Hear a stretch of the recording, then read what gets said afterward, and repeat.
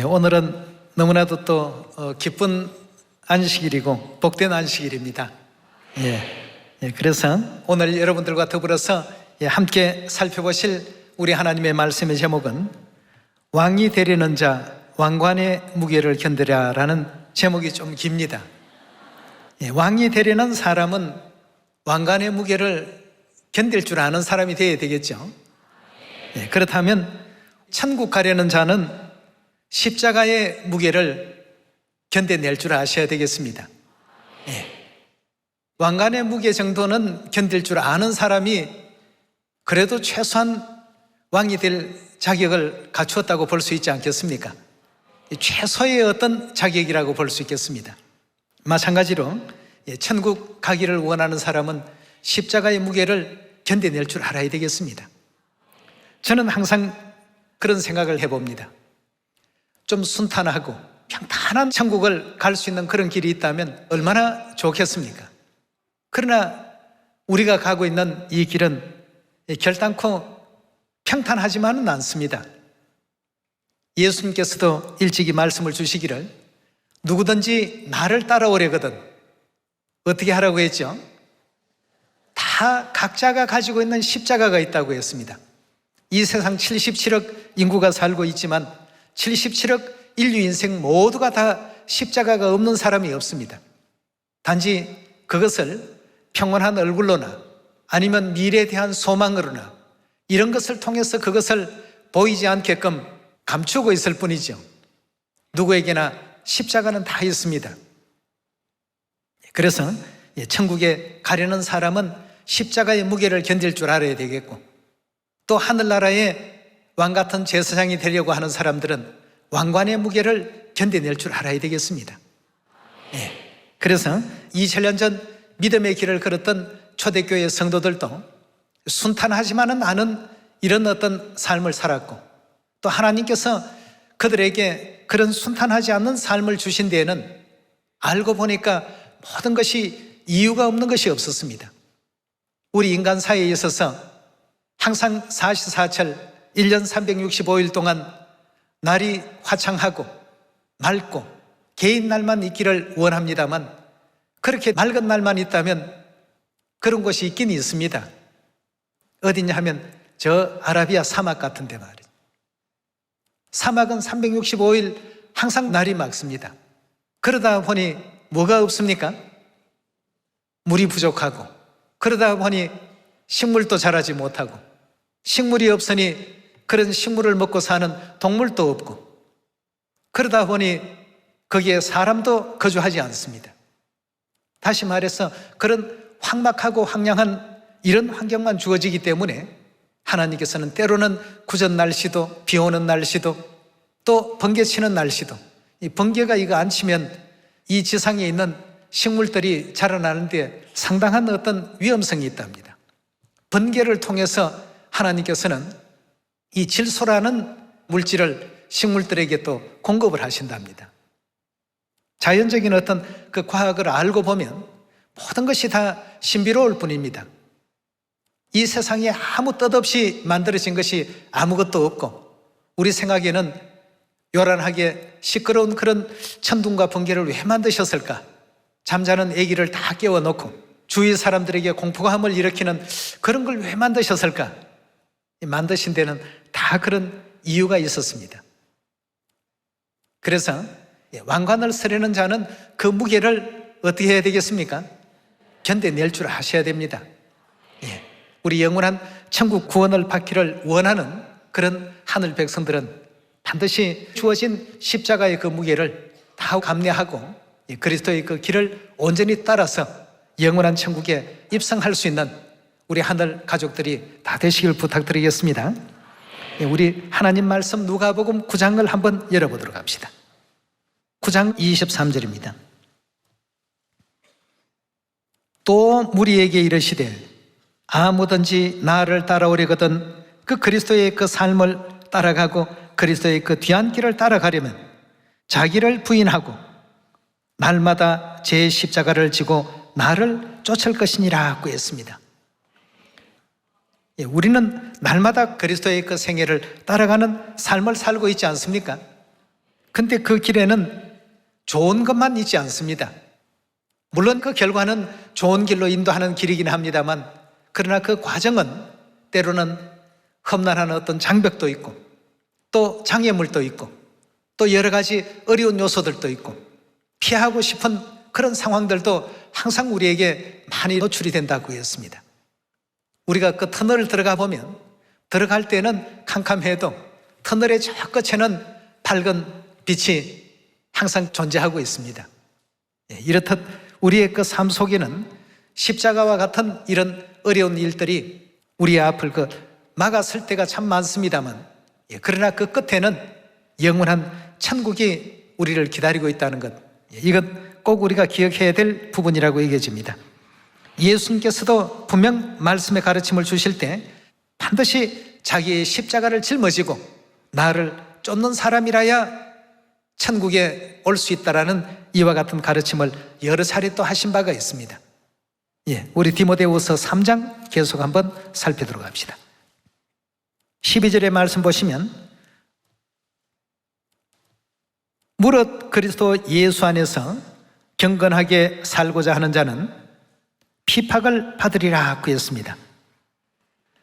하나님을 믿는 이 믿음 안에 경건하게 살고자 하는 그러한 사람들에게는 이 세상의 모든 시스템이 하나님을 믿는 사람들을 그냥 이렇게 내버려 놓지를 않고 있습니다. 여러 가지 많은 어떤 어려움과 또 핍박과 환난과 또 고난이 있게끔 이런 조직이 되어 있는 것이 바로 이 지구라는 세상입니다. 그래서 우리는 항상 그리스도의 그 삶을 따라가고 그리스도의 삶을 살아가는 모든 과정에 십자가를 이거 벗어버리고 이것만 없다면 나는 참 좋을 것 같은데, 사도 바울도 하나님께 자신의 그 몸에 있는 사단의 그 가시, 즉 질병에 대해서 좀 없어졌으면 좋겠다 하고 하나님께 여러 차례 간구를 드렸습니다. 그러나 하나님께서 그때마다 주신 답이 계셨습니다. 내 은혜가 너게 그 정도면 족하다 말이죠. 이 사도 바울은 그 순간은 잘 알지 못했습니다. 왜 이런 일들이 있어야 되는지. 그러나 나중에 영원한 천국에 가서 아마 바울은 모든 것을 깨달았을 것입니다. 하나님께서 이처럼 나를 사랑하셔서 내게 이런 어떤 요소와 이런 부분도 주셨구나. 이런 어떤 불편함도 주셨구나. 그 불편함이 결국은 불편함이 아니라 잘못된 길로 가는 제동장치 해주는 역할을 했구나 말이죠. 우리는 십자가 그 자체를 무조건 힘들고 고통스럽고 괴로운 어떤 짐으로만 생각할 때가 많습니다만, 십자가는 결단코 괴로운 짐만이 아닙니다. 우리 구원을 위해서 꼭 필요한 필수적인 요소라는 것 꼭 우리가 명심해야 되겠습니다. 초대교회 당시에도 예수님께서 인성을 쓰시고 우리와 똑같은 모양의 사람으로 이 땅에 오셨습니다. 이 땅에 오셔서 복음의 말씀을 전하시니까 그 당대 기득권을 잡고 있던 종교 지도자들, 또 종교인들, 그 유대교인들이죠. 이 사람들이 굉장히 예수님에 대해서 핍박을 많이 가했습니다. 예수님이 전파하시는 모든 그 가르침에 대해서 사사건건 반대하고 회방하는 말들을 아주 거침없이 날렸습니다. 한 번은 예수님께서 당신이 하늘로서 오신 바로 하나님이심을 증거하고 나타내셨습니다. 요한복음 10장 30절에 나오는 말씀이죠.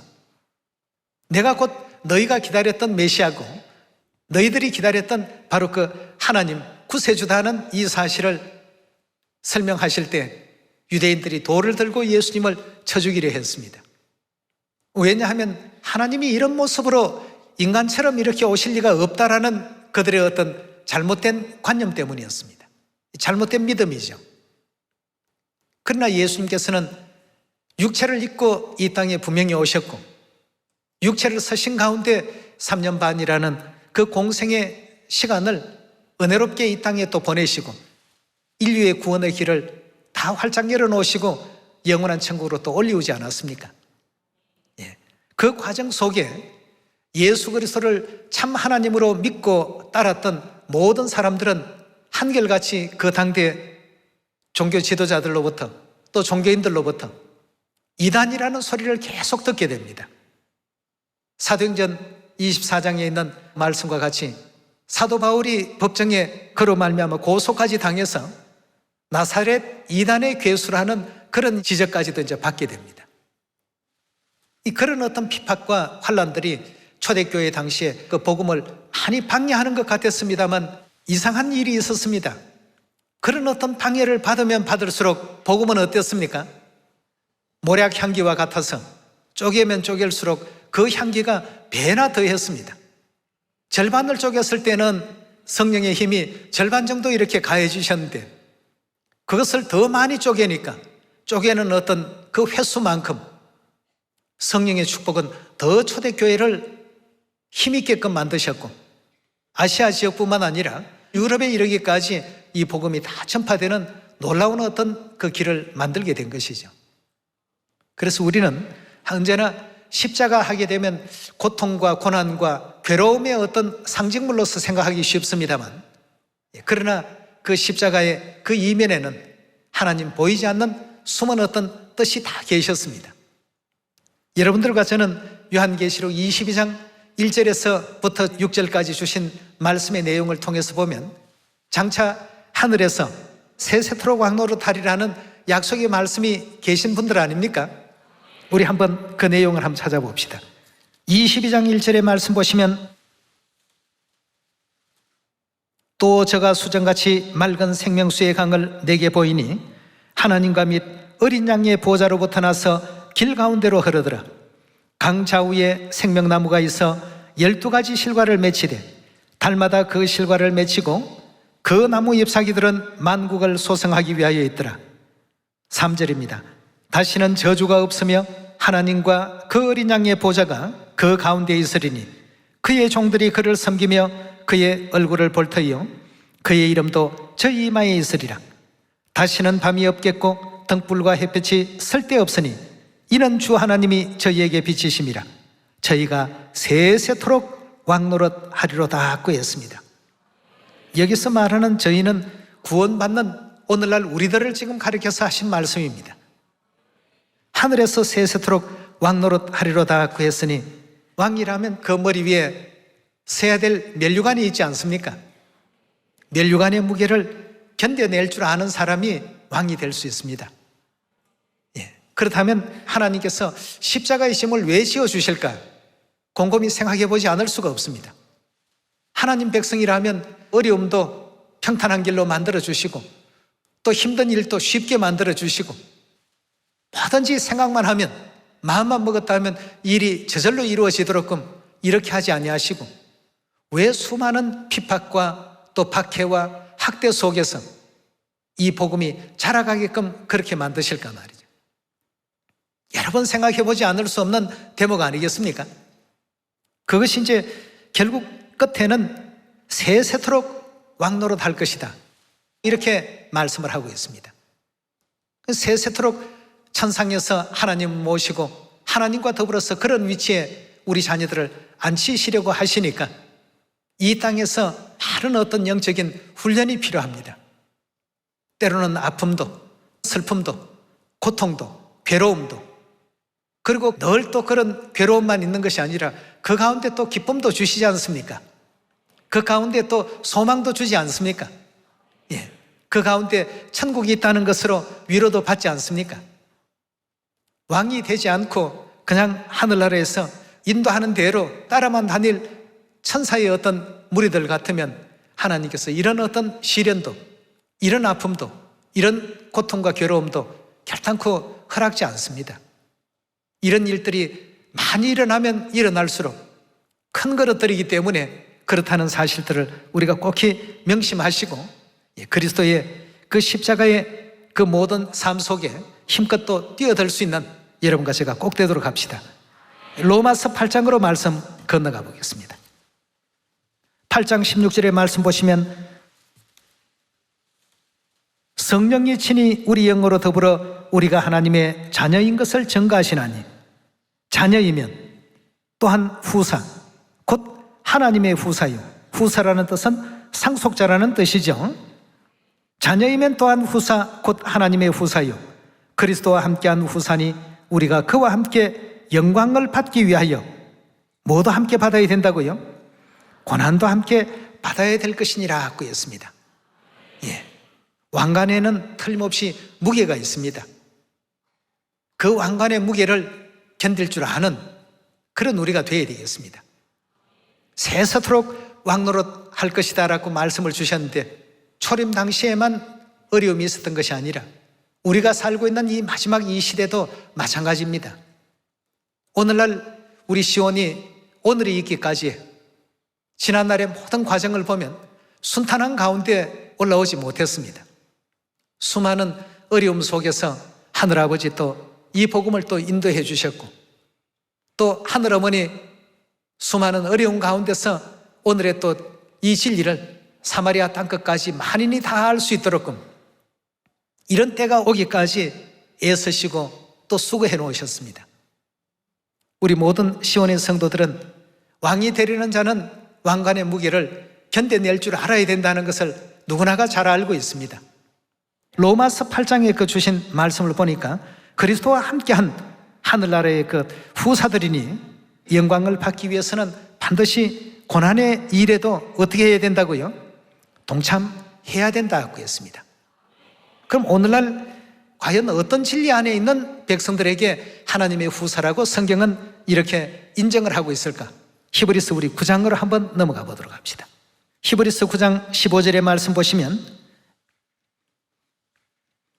이를 인하여 그는 새 언약의 중보니, 여기서 말하는 그는 예수님을 뜻하고 있죠. 이를 인하여 그는 새 언약의 중보니, 이는 첫 언약 때의 범한 죄를 속하려고 죽으사 부르심을 입은 자로 하여금 영원한 기업의 약속을 얻게 하려 하심이라 하고 했습니다. 여기서 기업이라고 하는 것은 좀 전에 우리가 살폈던 로마서 8장의 유업이라는 말씀과 동일한 말씀입니다. 영원한 유업의 그 약속을 얻게 하려 하신다고 하셨는데, 여기 지금 주목해야 될 부분은 새 언약의 부르심을 입은 자들은 어떤 약속에 참여한 자들입니까? 바로 영원한 유업, 하나님께서 천국을 유업 주시기로 약속한 자들입니다. 그런 사람들을 로마서 8장에서는 후사라고 이렇게 표현했습니다. 오늘날 지금 전 세계 수많은 해변가의 모래알 같은 많은 교회들이 있습니다만, 그 교회들 전부를 대상으로 주신 말씀이 아니고 어떤 진리 안에 있는 하나님의 백성들을 가리키는 말씀입니까? 예, 새 언약 진리 안에 있는 사람들. 그래서 그리스도께서도 새 언약의 중보자가 되셨다고 이렇게 일깨워주고 있습니다. 이 새 언약 안에 있지 아니하면 누구라도 하나님께서 약속하신 영원한 것 기업의 약속에 동참할 수 있는 이런 자들이 될 수가 없는 것이죠. 예, 바로 이런 사람들이 좀 전 우리가 요한계시록 22장에서 살펴본 저희가 세세토록 왕노릇 하리로다 하는 바로 이 무리들을 가리키는 것입니다. 예, 오늘날 하나님께서 예배하신 이 영광에 참여하기 위해서는 그 영광의 면류관의 무게를 감당해낼 수 있는 우리가 되어야 됩니다. 그래서 이 길이 아무나 갈 수 있는 길이 아닙니다. 길이 협착하고 찾는 이가 어떻더라고요? 적더라고 하는 좁은 길입니다. 문도 좁은 문이고 길도 좁은 길이고 세상에 수많은 사람들이 다 이해할 수 있는 그런 길이 아닙니다. 올바른 믿음과 하나님의 그 뜻을 바르게 또 순응하고 따라야 되겠다는 이런 어떤 그 믿음을 가진 사람들만이 갈 수 있는 길이 바로 여러분들이 걷고 있는 이 길이요, 또 제가 여러분과 함께 가고 있는 이 길이라고 볼 수 있겠습니다. 이 새 언약의 진리의 길을 영원토록 아버지 어머님 모시고 따를 수 있는 여러분과 제가 꼭 되셔야 되겠습니다. 예, 자, 그렇다면 하나님께서 십자가의 그 무게를 우리에게 짊어주신 이유가 무엇일까? 십자가를 벗기시고 평안하고 좀 쉽고 또 평탄한 길로 천국 가기는 하실 수 없었던 것일까? 바로 요한계시록 22장에 좀 전에 보았던 거기에 답이 있습니다. 세세토록 왕노릇하게 하기 위해서 하나님께서는 여러 가지 많은 환경에 우리가 또 노출되기를 원하십니다. 그래서 우리에게 명하신 것이 바로 전도라는 이 과정 아니겠습니까? 전도의 과정에는 성격이 각각인 많은 사람들을 만납니다. 또 언어가 각각인 많은 사람들을 대해야 됩니다. 또 관습이나 풍습이 다른 그런 수많은 다른 문화에도 우리가 대처할 줄 알아야 됩니다. 참으로 많은 것을 이 전도라는 이 내용을 빼고는 배울 수 있는 어떤 기회가 없습니다. 성격이 모난 사람도 있고, 또 성격이 둥글고 원만한 사람도 있고, 또 성격이 나하고 잘 맞는 사람도 있고, 잘 맞지 않는 사람도 있고, 별의별 세상 사람들을 지금 만나고 있는데, 만나다 보니까 그들을 통해서 우리가 배워지는 것이 있습니까? 없습니까? 많이 있습니다. 하나님께서는 뭘 하시려고 이렇게 전도하라고 하셨고 모든 족속에게 전파하라고 하셨을까? 하나님께서 하시면 일순간에 다 하실 수 있는 일인데, 끝내는 세세토록 왕노릇하는 그 위치에 우리를 두기 위함이 아니겠습니까? 네. 보니까 어떤 나라는 사람들이 온순하고 하나님 말씀을 잘 받아들이는 데가 있고, 어떤 나라는 그렇지 못한 나라가 있고, 또 어떤 나라는 그 중간 형태를 취하는 데도 있고, 수많은 다른 조건 속에 우리가 적응을 하고 있습니다. 그러면서 많은 것을 지금 배우고 있습니다. 이 모든 것을 다 배우고 보니까 그 속에 공통적인 것이 한 가지 있었습니다. 그들을 다 회개시키고 구원시키기 위해서 우리가 꼭 갖춰야 될 것이 있다고 한다면 하나님께서 우리 자녀들에게 베풀어 주신 바로 그 사랑이라는 것 말이죠. 그걸로 복음을 하니까 전 세계가 다 연합이 되고 화합이 되는데, 그렇지 아니하고 내 성격으로 하니까 때로는 내 성격과 맞지 않는 부분도 많고 내 생각에 맞지 않는 부분도 많고, 이러다 보니까 자꾸만 어그러 떨어지고 비뚤어지기만 하는데, 그리스도의 사랑으로 모든 내용이 전파가 되고 또 양보가 되고 화합이 되고 배려가 되고, 이러다 보니까 전 세계가 어느덧 다 하나의 어떤 시온이라는 공동체 안에서 우리 175개국 국가의 시온이 하나님 안에서 원만하게 하나님의 그 사랑 안에 각자가 또 최선의 노력을 지금 경주하고 있지 않습니까? 우리 한국에서도 또 해외에서도 복음 전파의 소식이 매일같이 지금 보고되고 있습니다. 내용을 보면 너무 참 신기합니다. 유명 배우가 또 침례를 받고 또 영화 제작도 하는 어떤 그런 사람들이 진리 안에 들어오기도 하고, 또 정치인들이 들어오기도 하고, 또 뭐 학생, 청년, 뭐 부녀, 장년 할 것 없이 다양한 어떤 식구들이 다 들어옵니다. 그럼 다 들어올 때 저는 이제 항상 생각이, 그 다양한 사람들의 어떤 다양한 케이스를 어떻게 다 하나의 우리 천국 가족으로 연합시켜서 하늘나라로 다 이렇게 올바르게 인도해 갈 수 있을까 말이에요. 거기에는 십자가가 분명히 있지 않겠습니까? 뭐 쉽게 아무 짐도 지지 아니하고 그냥 가는 천국은 그 누구에게도 허락되지 않습니다. 누구에게나 다 십자가의 짐이 다 있습니다. 식구들이 들어와서 기쁜데 그 식구들이 또 변화 입고 또 거듭나고 하늘 사람으로 새롭게 탄생되기까지에는 그래도 좀 시간이 필요하고, 누군가의 그 주변 식구들의 희생이 필요하고, 십자가의 어떤 짐이 반드시 또 필요한 가운데 있습니다. 그 십자가 없이 천국 가겠다라고 생각한다면 예수님께서 결단코 천국에 갈 수 없다고 했습니다. 내 제자도 될 수 없을 뿐 아니라 십자가 없이 가는 그 길은 결단코 그리스도의 길이 아니다고 했습니다. 하나님께서 얼마나 능력이 많으신데 이 땅에 오셔서 십자가의 그 짐을 친히 짊어지시고 채찍을 맞으시고 또 굵은 못으로 십자가에 못 박히시며 창으로 또 옆구리를 찔리움을 당하시고 온갖 희롱과 또 회방을 받으시면서 인류의 죄짐을 지시고 그렇게 또 걸어가셨겠습니까? 그런 것 아무것도 없이 얼마든지 하실 수 있는 일 아니었겠습니까? 그러나 그 길을 묵묵히 받아들이고 가시면서 너희가 나를 따라오래거든 내가 간 그 길이 십자가의 길이니까 십자가의 짐을 진짜만이 올바른 내 길로 올 수가 있다는 것이 우리 하나님의 그 뜻 아니겠습니까? 오늘 사랑하는 우리 시온의 모든 가족들은 하나님께서 우리에게 왜 이런 십자가를 주시고 왜 이런 어떤 길을 걷게 하시는가를 잘 한번 생각해 보시게 된다면 결국 결론은 그렇습니다. 왕이 되려는 자는 왕관의 그 무게를 견뎌내라 말이죠. 세세토록 왕노릇 할 자들 아니겠습니까? 수많은 어떤 일들 속에서도 이런 경우 저런 경우, 이런 처지 저런 처지, 이런 문화 저런 문화, 수많은 사람들 누구를 만나더라도 그리스도의 사랑으로 우리 모두가 또 화합시키고 또 연합하고 사랑으로 이루어질 수 있는 그런 곳이 될 때에 천국은 영화로운 그런 세계가 될 수 있지 않겠습니까?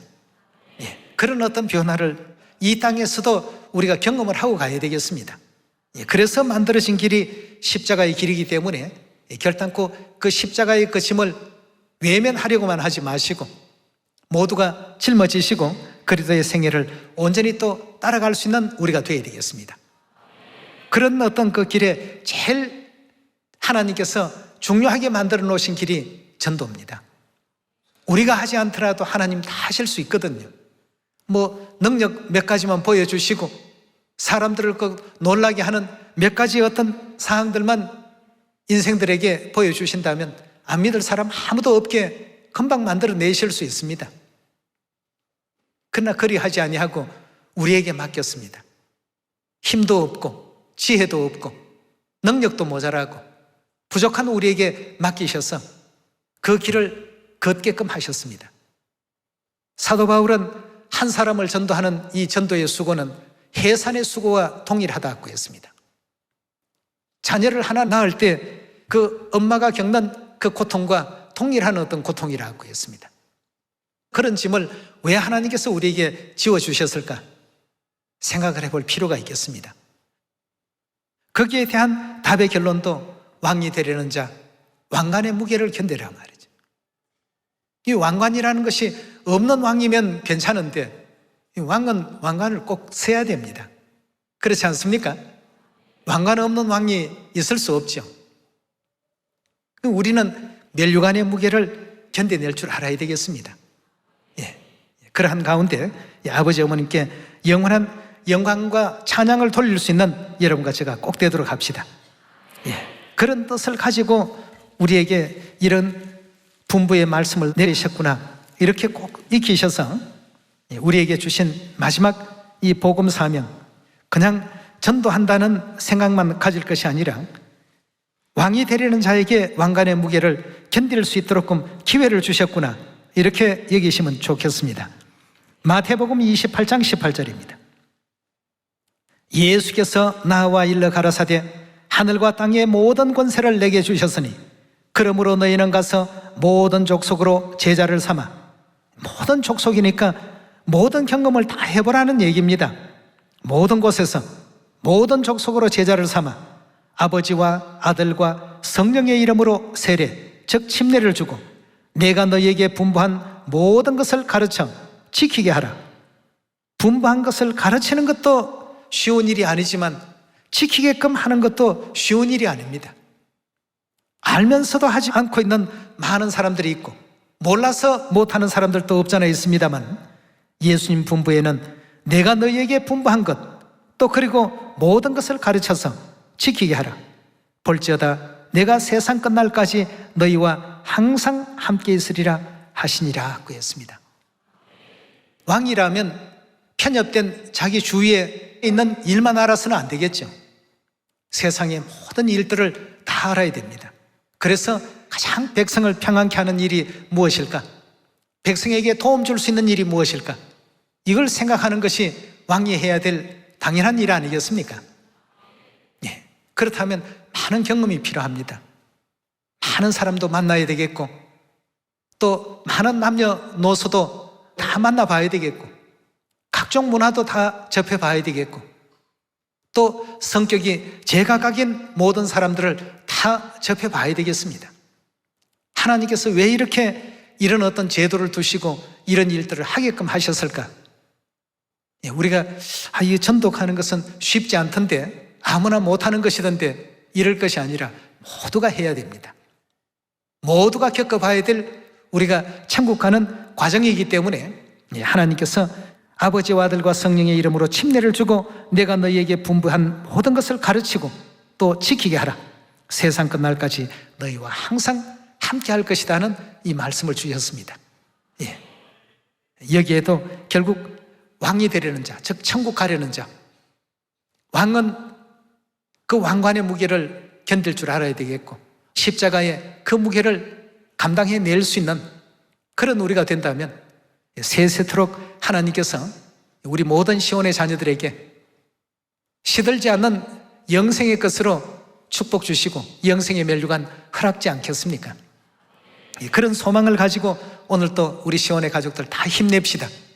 그리고 사마리아 땅끝까지 이 복음이 다 전파되는 그날까지 더 열심히 전도하시고 더 열심히 기도하시고 더 열심히 말씀 상고하는 가운데 아버지 어머님 그 크신 뜻에 부응할 수 있는 여러분과 제가 꼭 되시길 부탁드리면서 오늘 말씀 마치도록 하겠습니다. 감사합니다.